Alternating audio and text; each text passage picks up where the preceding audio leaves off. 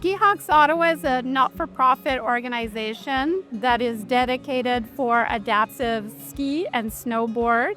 Ski Hawks has been in operation since 1978, right here at Cap Borgen, for visually impaired and blind athletes in the National Capital Region. In order to be able to ski, most people will do it with sight, but we do it without the sight.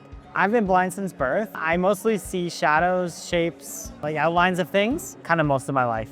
My vision kind of took a nosedive in my mid-20s. And when my vision kind of took a nosedive, so did my sense of self, sense of like everything. Like my whole kind of confidence as well just shattered, and I felt very fragile. Ski Hawks kind of opened up a world for me again that I thought was very much lost to me. And that suddenly just had that click where I can do stuff again. I have more technique as a blind person than I did as a sighted snowboarder. I can, live a fulfilling life where I do stupid stuff like snowboard down a mountain and fall on my butt a lot. But it's one of those things that truly I'm so grateful to these two for my guides and those people who volunteer with this organization. It's amazing. It gives you so much confidence in yourself.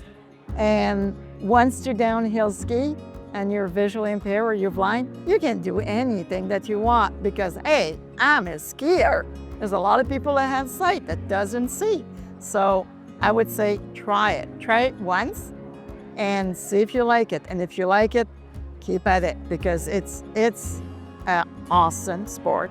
The community here is great. Like all the staff that organize it, all the guides that show up, fellow skiers, like everyone's just wonderful to be around and very friendly as well, which always makes any experience a lot better. The relationship between the guide and the athletes is really all about trust. These are very courageous people. They have to trust that you will, make the right calls and get them down the hill safely. I love doing this. It's very rewarding, and it's just so fun to be with these people because they're really something else. They're larger than life.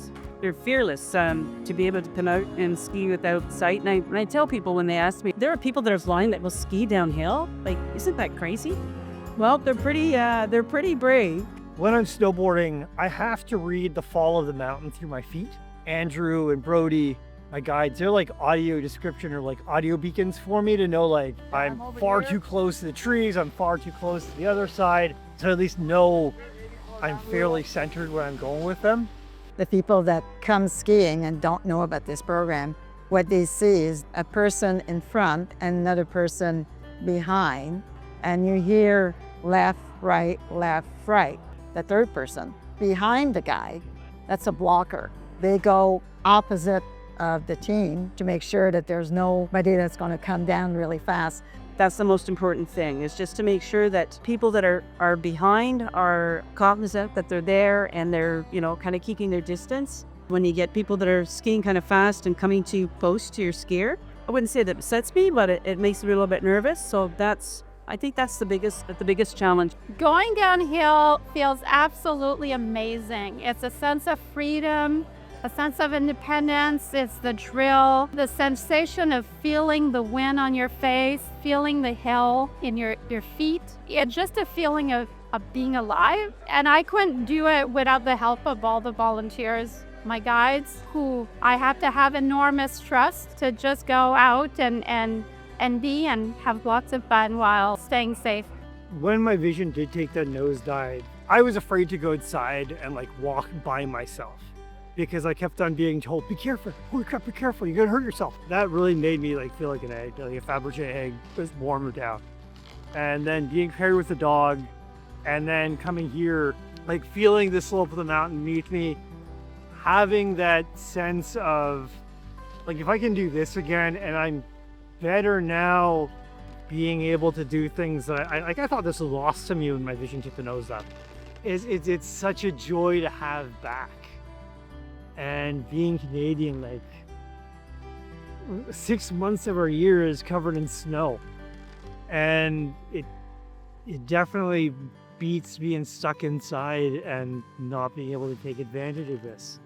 The fact that I'm able to do this and the fact that there's organizations like this throughout Canada is one of those things that just allows me to feel alive again, allows me to feel like just because I'm blind, I don't have to kind of adopt the public perception of, oh, I need help to do everything. I can't do whatever I put my mind to. I just need to be kind of ignored and shunted off. I can, live a fulfilling life where I do stupid stuff like snowboard down a mountain and fall on my butt a lot. Truly, I'm so grateful to these two for my guides and those people who volunteer with this organization. The Cobus Cup is named after John Cobus, who was the founder of Ski Hawks and the first president. The Cobus Cup is a guesstimation race where all the participants, the athletes, go down the run and they have their time in mind, and then they estimate how much time they'll take for the second run. Participant who is closest to the estimated time, that is the winner. And this way, the Cobus Cup is really inclusive for everyone, no matter what the experience, the abilities. If you're thinking of signing up for this program, I highly recommend it. Could be a little scary at first, cruising down a hill, not knowing where you're going, but once you honestly get a little more comfortable on the hill, you're gonna have a blast.